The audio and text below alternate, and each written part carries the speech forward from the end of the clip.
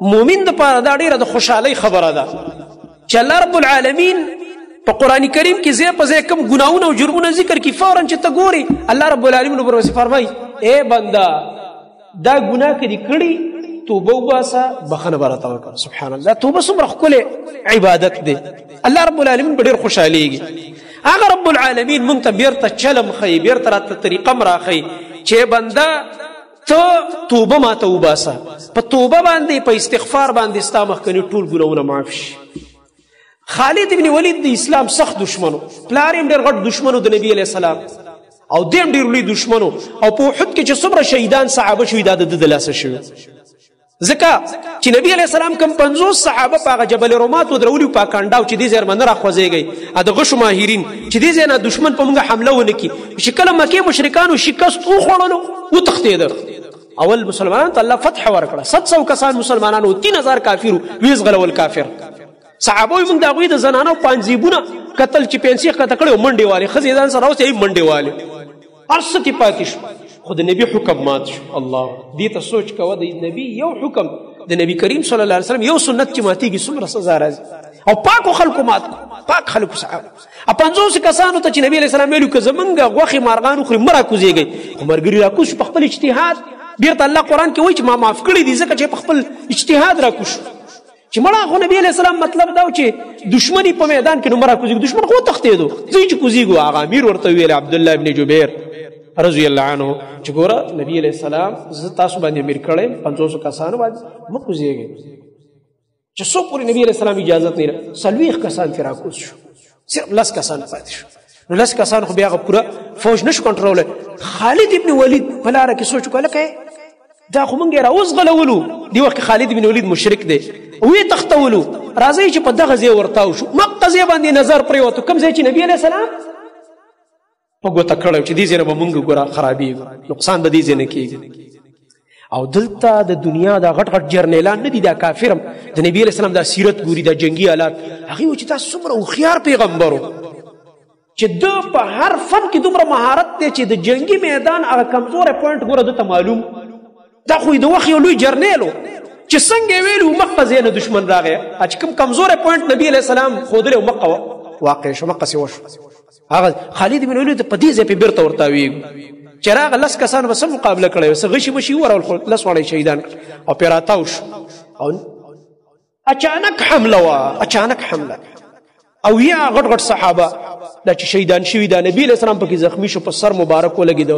غاښونه مبارک شهیدان اننګې مبارک هغې کې د خود کړی د اوسپنې ننوتې چې کله صحابي راایستلې ابو عبیده بن جراح هغې سره هغه غاښونه مبارک یې راووته د نبي علیه السلام او مخ مبارک نه وینې روانې شو سر مبارک نه وینې روانې دي عبدالله ابن قمیه ظالم راغی په سر یې ګزار ورکړو نبي صلی الله علیه وسلم سر مبارک نه وینې مخ مبارک د نبي صلی الله علیه وسلم د وینو مبارکو نه ډک دی دومره تکلیف دا د چا د لاسه ورسېد خالد بن ولید خبره مې استغفار او توبه پورې کوله د توبې مثال در کوم او په دې کې یو بل کس دی چې هم ډېر سخت جنګي کمانډر دی وروستو د اسلام دپاره غټ کمانډر ثابت شوی دی دې مشرکانو په صفونو کې یو بل دی عمرو بن العاص عمرو بن العاص میندو به بچي چې یرول د ده نوم بیا ورته اخسته داسې زمری و هغه هم دې کې دی او وخت په وخت چې سخت جنګونه کړي د مسلمانانو سره دې دواړو کړي نور هم کول خو دا پکې تکړه کمانډران او دا دواړه د فتح د صلح د حدیبیې نه بعد چې کله په 6م کال د هجرت د نبي علیه السلام او د مشرکانو منځ کې هغه لوز ولیکلی شو چې 10 کالو پورې به جنګ بندي نور بس جنګ به نه کوو یو بل سره به کار نه لرو هی که نور شرطونه مبده قصه د هغه طرف ته نظر دې دواړو سوچ وکړو الله چې چاته هدایت کوي یا د اسلام غټ دشمنان دي او د دوی د لاسه اسلام ته وخت په وخت په هر جنګ کې ضرر رسېدلی او یا دواړه سوچ کوي خو بیل خالد ابن ولید د عمر ابن العاص نه دی خبر او عمرو ابن العاص د خالد ابن ولید نه دی خبر ټول ځان سره وایي چېرې دا خو د الله پیغمبر دی موږ په ګڼ تعداد کې وسله ډېره ټکنالوژي زموږ ډېره قوت هم ډېري او هر کله موږ شکست خورو هر کله موږ ناکامیږو او دی په موږ کامیابېږي زموږ منصوبې ناکامیابېږي او ملګري هم ډېرېږي او دغه رنګه فتح هم زیاتېږي واقع دا د الله پیغمبر دی خبره حق ده خالد ابن ولید ځان سره سوچ کوي را روان دی هېچ چاته حل نه وي په مکه کې پټ را روان شو مدینې ته د نبي علیه السلام خدمت ته را روان دی عمرو بن العاص ځان له را روان دی او په دې لاره کې یو بل نه دواړه کمانډران د مشرکانو نه دي خبر. اچانک چې مدینې ته نږدې کېږي یو ځای کې دواړو یو بل ولید، وایي څه کې هلکه چېرته روانې؟ بل ته ته څه کې ته چېرته روان؟ بس اخر هغه د زړه خبره یو بل ته یاره ما ډېر سوچ وکړو، ډېر جنګونه مو کړه د مسلمانانو او د دې محمد رسول الله صلی الله علیه وسلم خلاف هم ډېر دغه وکړه، ځان ستړی کړو، خو هغه وخت په وخت الله غالبه کوي او موږ وخت په وخت ذلیله کېږو، کمزوري کېږو. دا د الله حق پیغمبر دی. نور خو ما اراده کړې چې زه توبه وباسم، هغه ورته زه هم توبه وباسم. دواړه یو بل ته د زړه حال ویل. نو دغه ځای کې دواړه ملګري شو، لاړه د رسول الله صلی الله علیه وسلم خدمت. لکه دا څومره لوی ګناهونه دي کړي، ټول نه غټه ګناه پکې شرک پروت. بیا دې نه علاوه چې نور کوم ګناهونه دي او بیا دا لوی لوی صحابه هم د لاسه شهیدان شوي او نبي کریم صلی الله علیه وسلم د دوی د لاسه چې کوم دی زخمی شوی دی او د دوی د لاسه چې کوم دی تللی دی هجرت یې کړی دی مدینې ته. خو چې انسان په صدق توبه وباسي، استغفار وغواړي، الله رب العالمین د هغه ګناهونه معاف کوي. دواړه راغه د نبي کریم صلی الله علیه وسلم او صحابه چې ورته ګوري په مدینه کې دا کوم ځوانان راغه، دا څنګه چل دی، دا دواړه څه کوي دلته؟ رسول الله صلی الله علیه وسلم خدمت ته حاضر شو. څنګه راغی ځوانان؟ وایي بس په دې تېرو ټولو کارونو ستومانه. وایي ښه ولې؟ وایي بس تاسو د پیغمبرۍ او د رسالت حقانیت باندې پوه شو، ته د الله حق پیغمبر او دې دپاره راغلي چې د شرک او کفر نه نن نه بعد توبه ستا ملګري به یو، په هر قدم په قدم سفر او حضر کې به نور ستا د دې دین د دین اسلام دفاع کوو او دا د ذلت او د شرک لاره نوره مونږ پرېږدو. رسول الله صلی الله علیه وسلم داسې خوشحاله شو، داسې خوشحاله، مخ مبارک یې وپړقېده او ویې فرمایل، یو ناشنا جمله نبي علیه السلام وفرمایله، وایي نن د مکې جګرونه مونږ ته الله راوغورځول. دا د مکې جګر و که نه؟ دا دواړه دا خالد بن ولید او عمرو بن العاص رضی الله عنه. جګر چې کله خراب شي ټول بدن سره خرابېږي که نه؟ بس بیا ډېرې بیماریانې به راته راځي او جګر داسې څیز دی چې دا بدن کې برابري، نو د دې د لاسه د بدن کې قوت او فایده اخلي او چې کله دا خراب شي بدن کمزوری کېږي. که ښه څیز هم خورې تا له بدېږي، ښه څیز به خورې تا له بدېږي. ډاکټر به ته وایي دا مه خوره، دا مه خوره، جګر دی خراب، ګرم څیزونه مه خوره، دا ښه څیزونه ته به زړه کېږي نه به یې شي خوړلی، که ودې خوړه نقصان ده. نبي علیه السلام دې دواړو ته د مکې جګرونه وویلې، وایي دا د مکې جګرونه دي، الله موږ ته راوغورځوه. او بیا خبره مې اصل کې دې پورې کوله، دا واقع مې غرض و، دې کې مې یو فایده وه، ځکه مې بیانه کړه مختصر الفاظو کې، اوږده قصه وه ما خلاصه بیانه کړه. په دې کې دې دواړه چې کله د نبي کریم صلی الله علیه وسلم سره دا بیعت کوي، کلمه وایي، د نبي کریم صلی الله علیه وسلم لاسو مبارکو کې لاس ږدي، نو خالد هم کلمه وویله، عمرو بن العاص هم کلمه وویله، اشهد ان لا اله الا الله واشهد ان محمدا عبده ورسوله. خو چې کله وایي د عمرو بن العاص رضی الله تعالی عنه دا لاس راوګد که نبي کریم صلی الله علیه وسلم ته، فورا یې بیرته راښکلو.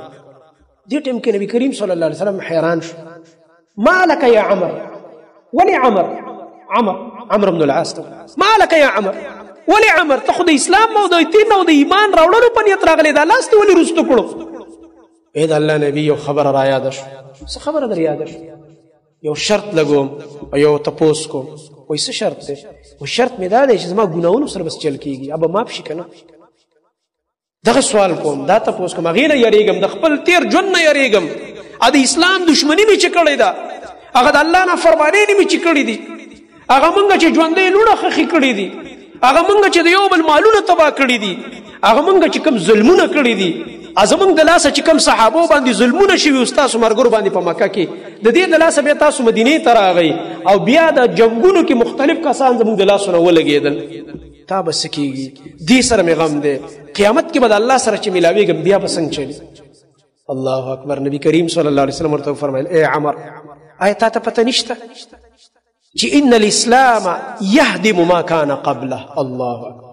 کله چې انسان کافر وي، کلمه ووایي، د الله توحید او د نبی کریم صلی الله علیه وسلم رسالت قبول کی، د دې اسلام راوړلو په وجه مخکني ټول ګناهونه وران شي، ختم شي. الله ستا په دې نن کلمه ویلو به زه ګارنټي در کوم ستا ټول ګناهونه معاف کېږي. بس اوس کلمه وایم، کلمه یې ویل. بیا به نبی علیه الصلاة والسلام فرمایل د عمرو بن العاص په باره کې، وایي اسلم الناس وآمن عمرو بن العاص، خلکو اسلام راوړی او عمرو بن العاص ایمان راوړی دی. الله اکبر. ایمان خو د نزړه کې کنه. نبی علیه السلام ته الله په وحی خو دا سړی د زړه نه راغلی. نبی علیه السلام یې د هغه زړه ګواهي ورکړله چې دا مؤمن دی او د ایمان راوړلو. الله اکبر. نن د صحابو دشمنان د عمرو بن العاص رضی الله عنه تم کنزل کوي. عمرو بن العاص دته او د مور تم کنزل کوي. نعوذ بالله. د صحابو دشمنانو کتابونه وګورئ، په دې نیټ کې دا غندونه وګورئ، دا صحابو دشمنان کوي. دا هغه عمرو بن العاص دی چې د بیا وروسته د کفارو کپرې ماتې کړي، مصر د فتح کړی دی، فاتح مصر دی. او دغه رنګه د اسلام د پاره وروسته بیا دومره کارنامې کړي دي چې د یو هغه تاریخ ته لږ راوچت که د عمرو بن العاص رضی الله عنه ته به حیران پاتې شي. یو کس په داسې د ناول شکل کې کتاب لیکلی، غالبا عنایت الله دی که غلطمش دی، ما خپله پړاو کړی حجاز کې آندي په نوم باندې. هغه داسې یو داستاني غوندې شکل ورکړی. نور چې تاسو د خپل تاریخ وګورئ د عمرو بن العاص حیران بشئ. او د خالد ابن ولید تاریخ بیا وګوره چې اولنی جنگ چې خالد ابن ولید رضی الله عنه کړی دی او پاغې کې د شرکت کړی دی، نو پاغې کې د په لاس کې څو تورې ماتې شوې؟ 9 تورې. اولنی جنگ له چې نبي علیه السلام لېږل چې رسول الله صلی الله علیه وسلم جنګ موته کې فرمایلی و که نه، امیر یې ورله څوک مقرر کړو؟ زید بن حارثه. که دی شهید چې بیا به څوک امیري؟ جعفر رضی الله عنه د نبي علیه الصلاة والسلام د تره زوی. که هغه شهید چې بیا به څوک امیري؟ عبدالله ابن رواحه. او که هغه شهید شو خپل امیر په خپله مقرر کړي. د څلورم نوم نبي علیه السلام وانخست. خو چې دا درې یاد کړه پته ولګېده صحابو ته درې واړه به شهیدان کېږي په نمبر، مقه نمبر باندې شهیدان شو. اوږده قصه ده. صحابه به په خپله راولګېده په دې جنګ، په دې ګرمۍ کې په دې جنګ شروع دی او خالد ابن ولید له جنډه ورکړله، ویل بس ته زموږ امیر شولې. او اوس اوس اسلام راوړی دی، اولني جنګ کې شریک دی. خو مسلمانانو به دومره د ملګرو قدر کوو. نوی ملګری دی، هغوی ته پته وه چې دا جنګي دی، کمانډر دی، تکړه دی، همت والا دی، جنګونو کې ډېر ماهر و. په هغه ورځ چې اولنی جنګ د اسلام دپاره کړی دی او میدان ته وردنګلي دي، په هغې کې د ده په لاسو کې 9 تورې ماتې شوې. تاسې دې ته سوچ وکړه، ستا په لاس کې ته یو چاړه نشي ماتولی چې یو څیز پې ماتې، او توره مکمل د اوسپنې توره، او دا په څومره قوت سره به ده راخطا کړي دي دشمن ته چې د ده په لاس کې 9 تورې ماتېږي. و یو یمني توره وه چې دا صرف ما سره اخره کې پاته شو، یو یمني توره 9 تورې زما لاس کې ما. دومره په جذبه جنګېدلم، په ځان نه پوهېدلم دې کافرو، بس کپرې مې ولالوزولې خالي. الله اکبر. صحابه ورته حیران شو، دا څومره زړور دی، دا څومره تکړه دی. او وروستو زمانه کې چې کله بیا د ابو جهل زوی ایمان راوړو، عکرمه بن ابي جهل، نو عکرمه، خالد او عمرو بن العاص، ابو عبیده بن جراح، سلمه بن اکوع او داسې د غټ غټ صحابه دې ته کمانډران د نبي علیه السلام. د دې تاریخ چې وګورې حیران به پاتې شي. یا دا د اسلام دشمنانو، یا استغفار توبه وکړه الله ته، او څه شو؟ صحابه شو رضی الله عنهم ورضوا عنه. الله قرآن کې فرمایي سرټیفیکیټ الله ورکوي. الله وایي زه د دوی نه راضا او دوی زمانه. دا ما ته لپاره یو خوشخبري ده که مونږ هر څومره ګناه کړي، نافرماني انسان کمزوری دی، نن الله ته یو اوښکه تویه که او الله جرګې نه غواړي. الله رب العالمین تا نه شرموي. دا درته نه وایي چې شابه 10 مولیان او 20 مولیان به راولي او 20 حاجیان صاحبان او ستا د کورنۍ جرګه او بیا به د هغوی په منځ کې توبه وباسي. نه، د خپلې کمرې دروازه ځان پسې بنده کا او 2 منټه الله رب العالمین ته اوښکې تویه که یا الله نن نه بعد زما زندګي بدله، بس سمې چې کړي ژوند تیر شو، مرګ پته نه لګي کله به راځي، الله ما معاف کړه. ته بیا ګوره څنګه تبدیلي راځي. الله رب العالمین دې معاف کړي، ټول ګناهونه معاف شي، استغفار سره، توبې سره. دا دروازه الله رب العالمین کلاوه کړې ده. قرآن کې الله رب العالمین د متقینو بندگانو په صفت کې فرمایي چې دوی د پېشمني په ټیم کې د الله رب العالمین نه بخښنه غواړي. وبالاسحار هم یستغفرون. سورة ال عمران کې الله رب العالمین فرمایي دې وجه نه به صحابو چې کله وي تهجد وکړه، اوس خو ښایسته اوږدې شپې دي، زه دې تاسو ټول ملګرو ته دعوت در کوم، زه خپل هم کمزور یم، ځان ته اول ویم چې اوږدې شپې دي، د موبایلو شوق ډېر مه کوئ، وختي وده کېږئ په دې نیت چې انشاءالله اذان نه به ګنټه مخکې 45 منټ مخکې زه راپاڅېږم او ښه مزېدار ښکلي اوږده اوږده هغه رکعتونه کوئ، اوږده اوږده سورتونه پکې وایئ، قیام کوئ.